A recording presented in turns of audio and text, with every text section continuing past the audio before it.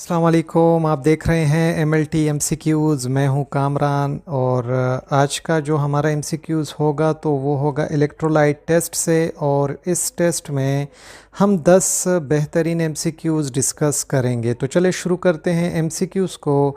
हमारा जो MCQ number 1 है उसमें पूछा जा रहा है कि कैल्शियम लेवल आर ब्लैंक। ठीक है, तो कैल्शियम लेवल किस मकसद के लिए किया जाता है, इसके लिए जो ऑप्शंस दिए गए हैं वो है जो बच्चे होते हैं तो उसमें हाई होता है, बढ़ जाता है। जो ओल्डर एडल्ट्स होते हैं, बूढ़े हजरात होते हैं तो उनमें कम होता है। या जो हामिला ख़वातीन होती हैं तो उसमें कम होता है। या जो ऊपर दिए गए तीनों ऑप्शंस हैं ये तीनों के तीनों दुरुस्त हैं। तो जो सही जवाब है वो है जवाब नंबर 4। यानी ऊपर बताए गए तीनों ऑप्शंस जो हैं वो कैल्शियम के लिहाज से, उस टेस्ट के लिहाज से दुरुस्त हैं। ये जो बच्चे बड़े हो रहे होते हैं तो उनमें हाई होता है, जो बूढ़े हजरात होते हैं उनमें कम हो जाता है, और जो हामिला ख़वातीन होती हैं तो उनमें भी कम हो जाता है। इसलिए इनसे कहा जाता है कि आप कैल्शियम लें बाहर से टैबलेट की फॉर्म में। जो दूसरा MCQ है उसमें पूछा जा रहा है कि जो दो टाइप्स के या दो किस्म का जो कैल्शियम ब्लड टेस्ट होता है तो वो कौन कौन से हैं। इसके दो टाइप्स हैं इस टेस्ट के। तो पहला ऑप्शन है हमारे पास आयोनाइज कैल्शियम टेस्ट और नॉन आयोनाइज्ड कैल्शियम टेस्ट। इसके अलावा parathyroid hormone PTH stimulation test. इसके अलावा विटामिन D टेस्ट, ये दोनों नाम इसके लिए लिए जाते हैं। या फिर पैराथायराइड टेस्ट और थायराइड टेस्ट। या फिर ऊपर बताए गए ऑप्शंस में से कोई भी ठीक नहीं है। तो जो सही जवाब है वो है option number 1। Calcium blood test दो शक्लों में किया जाता है, दो किस्मों में किया जाता है। एक को आयोनाइज्ड कैल्शियम कहा जाता है और दूसरे को नॉन आयोनाइज्ड कैल्शियम टेस्ट कहा जाता है। MCQ नंबर 3 में पूछा जा रहा है कि जब हम कैल्शियम का टेस्ट करते हैं तो ऐसी क्या चीज़ होती है इलेक्ट्रोलाइट टेस्ट के दौरान जिससे जो नतीजा है कैल्शियम का वो मुतासर हो जाता है। तो जो ऑप्शंस हैं हमारे पास वो है, अगर दूध पिया जाए 8 घंटे पहले तो वो कैल्शियम के टेस्ट पर असरअंदाज होता है। या अगर विटामिन D लिया जाए तो वो टेस्ट पर असरअंदाज होता है। या अगर कैल्शियम सप्लीमेंट्स लिए जाएं टेस्ट से पहले तो वो असरअंदाज होते हैं। या तीनों ऊपर बताए गए जवाबात या ऑप्शंस जो हैं वो दुरुस्त हैं। तो जो सही जवाब है वो है ऑप्शन नंबर 4। यानी ऊपर तीनों बताए गए ऑप्शंस जो हैं वो दुरुस्त हैं। तो इसलिए कैल्शियम टेस्ट से पहले 8 घंटे पहले आपने दूध नहीं पीना, विटामिन D नहीं लेना और कैल्शियम के सप्लीमेंट्स नहीं लेने। जो MCQ नंबर 4 है उसमें पूछा जा रहा है कि वो कौन सा इलेक्ट्रोलाइट है जो कम हो जाता है जैसे ही खून में कैल्शियम का लेवल बुलंद होता है। तो वो कौन सा इलेक्ट्रोलाइट है जो कैल्शियम की ज़्यादती की वजह से कम हो जाता है। तो ऑप्शंस हैं फॉस्फेट, पोटाशियम, क्लोराइड या फिर ऊपर बताए गए तीनों ऑप्शंस दुरुस्त हैं। तो जो सही जवाब है वो है ऑप्शन नंबर 1। फॉस्फेट एक ऐसा इलेक्ट्रोलाइट है जो कम हो जाता है जब भी खून में, जिस्म में कैल्शियम की मकदार बढ़ जाती है।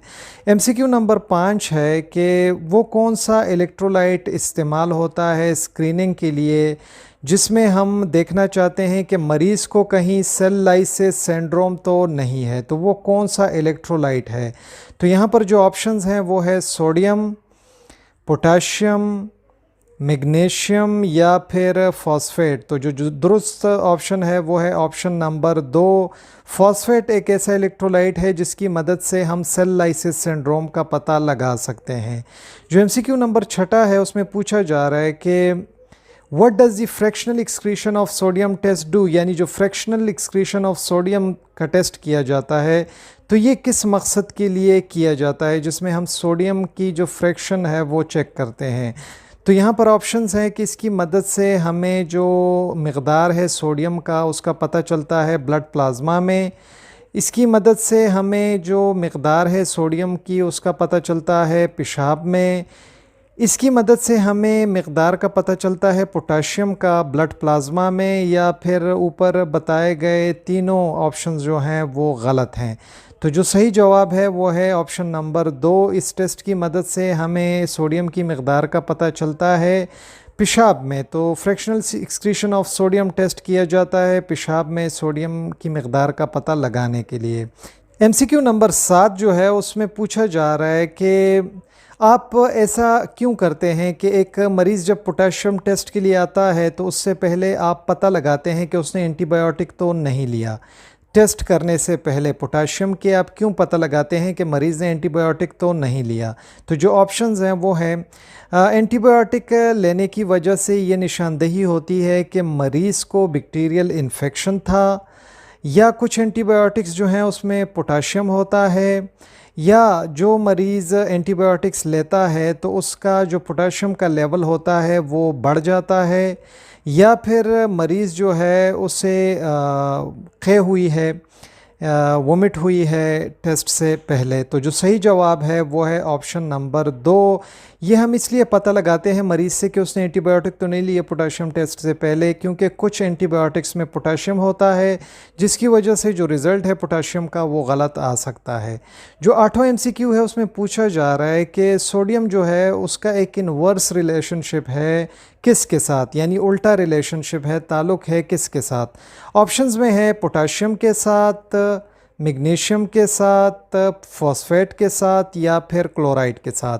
तो सोडियम का जो उल्टा ताल्लुक़ है वो इन्वर्स रिलेशनशिप जो है वो है ऑप्शन नंबर 1 के साथ, यानी पोटेशियम के साथ। MCQ नंबर 9 में पूछा जा रहा है कि पोटेशियम जिस्म में कहाँ पर ज़ख़ीरा होता है, कहाँ पर स्टोर होता है?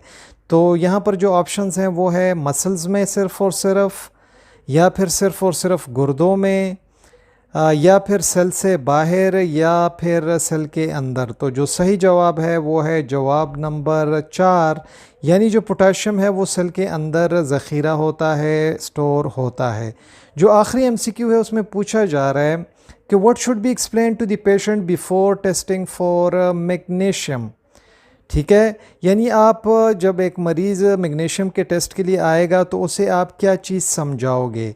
तो जो ऑप्शंस हैं वो है मरीज़ से आप कहोगे कि 3 दिन पहले जो कब्ज़ कुशा यानी कब्ज़ के लिए इस्तेमाल होने वाली दवाइयाँ हैं उसका इस्तेमाल बंद कर दे, या वो एक्सरसाइज़ ना करे, 2 घंटे पहले टेस्ट से एक्सरसाइज़ ना करे, या फिर वो एक्सरसाइज़ ना करे 2 घंटे पहले टेस्ट से और 2 घंटे बाद टेस्ट के, या फिर जो खुराक है वो 3 दिन पहले टेस्ट से नहीं करनी बिल्कुल भी, यानी 72 घंटे तक उसे भूखा रहना है।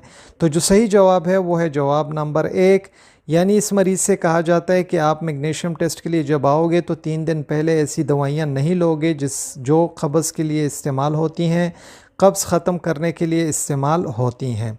बहुत ज़्यादा शुक्रिया MLT MCQs देखने के लिए। उम्मीद है ये वीडियो आप लोगों को पसंद आई हो। हमारे चैनल को सब्सक्राइब करें, वीडियो को लाइक करें, दोस्तों के साथ शेयर करें, ग्रुप्स में, फेसबुक में शेयर करें, ताकि ज़्यादा से ज़्यादा स्टूडेंट्स को ये पहुँच सके, आप भी इस सवाब में हिस्सा ले सकें और हमें भी हौसला मिल सके कि आप लोगों के लिए इसी तरह अच्छे अच्छे MCQs लाते रहें, आप लोगों की यूनिवर्सिटी और कॉलेजेस के एग्ज़ाम में आपको हेल्प मिल सके, और बाहर के लिए जो लोग इम्तिहानात देते हैं तो वो भी अपने इम्तिहानात अच्छे नंबरों से पास कर सके, उन्हें अच्छे अच्छे जॉब्स मिल सकें। अपना ढेर सारा ख्याल रखिएगा। अल्लाह हाफ़िज़।